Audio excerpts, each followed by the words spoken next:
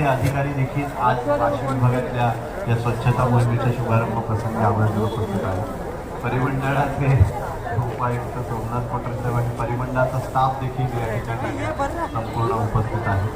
या सर्व उपस्थितांच्या सहभागातून आज हा वैद्यकीय आरोग्य अधिकारी डॉक्टर प्रशांत जवाले यांचा स्टाफ, PTCच्या शिक्षण विभागाचे उपायुक्त सन्माननीय संघरत्न किनारे मॅडम आणि त्यांचा स्टाफ,